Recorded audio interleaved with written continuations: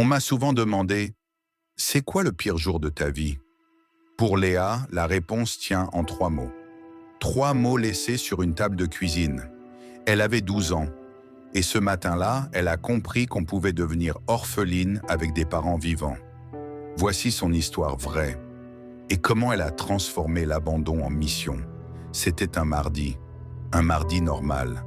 Léa descend pour le petit déjeuner. La maison est silencieuse, trop silencieuse.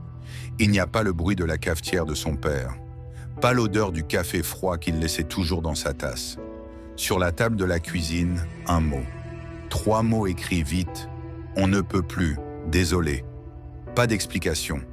Le frigo est vide, à part un yaourt nature périmé de 2 jours. Elle appelle. Les téléphones ne répondent plus. Ce jour-là, Léa comprend que le mot famille peut vouloir dire personne. Les voisins finissent par appeler les services sociaux. L'assistante sociale arrive avec un gobelet en plastique et une veste trop grande pour elle. Le premier repas de Léa au foyer, c'est une barquette en aluminium réchauffé. Du poulet trop cuit, des haricots verts mous. La première nuit, elle ne dort pas. Elle serre son sac à dos contre elle, comme si c'était la seule chose qui ne pouvait pas partir sans prévenir. Son premier Noël se passe là-bas. Les autres enfants ont des appels, des visites. Elle, rien. Alors elle dessine. Elle offre son dessin à l'éducatrice de nuit. C'est un soleil. L'éducatrice le colle sur le frigo du foyer. C'est le premier truc à elle sur un mur depuis des mois. En 2 ans, Léa connaît 3 familles d'accueil. La première est indifférente. Elle mange seule devant la télé, pendant que les vrais enfants mangent dans la salle à manger. Elle apprend à faire du bruit avec sa fourchette pour qu'on ne l'oublie pas. La deuxième, elle dort dans le garage. Il fait froid. Elle fait ses devoirs sous la couverture avec une lampe torche pour ne pas réveiller la voiture. À l'école, quand on lui demande pourquoi elle n'invite jamais, elle invente des travaux dans sa chambre. La honte, ça pèse plus lourd qu'un sac à dos. La troisième famille est correcte, mais distante. Polie. C'est là qu'elle comprend. Elle devra se créer sa propre famille. À 14 ans, elle trouve un petit boulot après les cours, dans une boulangerie. Pas pour l'argent, pour qu'on lui parle. La patronne, Madame Rosa, a les mains pleines de farine et le cœur pareil. C'est la première adulte qui retient son prénom sans le lire sur un dossier. Un jour, Léa rate complètement la pâte à croissant. Elle attend les cris. Madame Rosa la regarde, essuie ses mains sur son tablier et dit juste « On recommence ». Dans la vie aussi, Léa, on recommence. C'est sa première leçon de résilience. Le soir, dans sa chambre, Léa écrit dans un carnet noir. La couverture est dure. Elle note « Règle pour survivre ». Règle numéro 1. Ne comptez sur personne.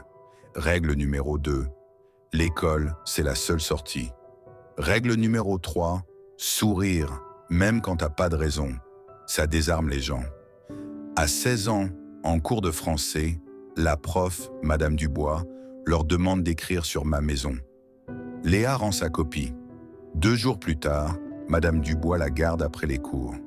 Elle ne fait pas de grands discours. Elle pose la copie sur la table et lit à voix haute. Ma maison, c'est 4 roues sous un lit. C'est une brosse à dents dans une trousse. C'est l'adresse que j'apprends par cœur au cas où je doive partir vite. La prof se tait 1 seconde. Puis elle dit « Tu écris comme si ta vie en dépendait. Alors écris ». Le lendemain, elle lui offre un cahier neuf. Pas un carnet de survie, un cahier d'écrivain. Quelques semaines plus tard, Madame Dubois l'inscrit au concours d'éloquence du lycée sans lui demander son avis. Le jour du concours, Léa a le trac. La salle est pleine. Dans le public, il y a des parents, des frères, des sœurs. Elle n'a personne. Elle monte sur scène, elle parle de la force de ceux qu'on n'applaudit jamais. Elle gagne. Premier trophée. Et quand elle descend de l'estrade, il y a Madame Rosa au fond de la salle. En tablier, encore pleine de farine. Elle est venue en cachette entre 2 fournées. C'est la première fois qu'on applaudit Léa pour elle, pas par pitié. À 18 ans, un soir, Elle tape le nom de sa mère sur Facebook. Elle la trouve. Photo de profil, elle sourit sur une plage. Léa écrit un message. Long. Elle parle du mot, du foyer, du garage, du trophée. Lu. Pas de réponse. Jamais. Et tu sais quoi? C'est ce soir-là que Léa s'est sentie vraiment libre. La réponse qu'elle attendait depuis 6 ans, c'était le silence. Et le silence, ça veut dire que la page est tournée. Aujourd'hui, Léa a 28 ans.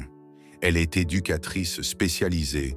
Elle travaille dans un foyer, comme celui où elle a grandi. Chaque matin, elle passe dans les chambres. Un gamin, Thomas, 8 ans, refuse de dormir depuis des semaines. Il a peur que sa mère ne revienne pas le chercher. Un soir, Léa pose un post-it jaune sur son oreiller. Dessus, il y a écrit « Bonne nuit ». Le lendemain, le post-it est encore là.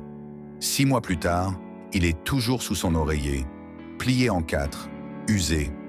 Elle a gardé le mot de ses parents, le vrai. Désolé, il est dans une petite boîte en bois, dans son bureau. Quand un ado arrive au foyer, détruit, elle sort parfois la boîte. Elle montre le papier froissé. Elle dit « Tu vois ça? C'est la pire phrase de ma vie. Et c'est la preuve que j'ai survécu. Gardez vos pires jours. Un jour, ils deviennent votre CV de courage. » Son carnet noir existe toujours. Règle numéro 1 a changé. Maintenant, c'est écrit « Ne comptez sur personne, sauf celle qui te tend la main sans que tu demandes. » Et elle a ajouté une règle numéro 4. La famille, c'est pas le sang. C'est qui reste quand il pleut dehors et dans ta tête. Chaque soir avant de partir, elle vérifie que chaque enfant a un mot sur son oreiller. Même juste bonne nuit, même juste un smiley. Parce que personne, jamais, ne devrait se réveiller avec du vide. Si cette histoire t'a touché, t'es pas seul. Si toi aussi t'as déjà eu l'impression de partir de zéro, si toi aussi tu t'es déjà reconstruit à partir de rien, écris force en commentaire. Je lis chaque message, promis, et chaque semaine sur Anecdote, je te raconte une histoire vraie qui redonne foi en l'humain. Abonne-toi, la prochaine histoire pourrait être la tienne, ou celle qui te fera tenir demain.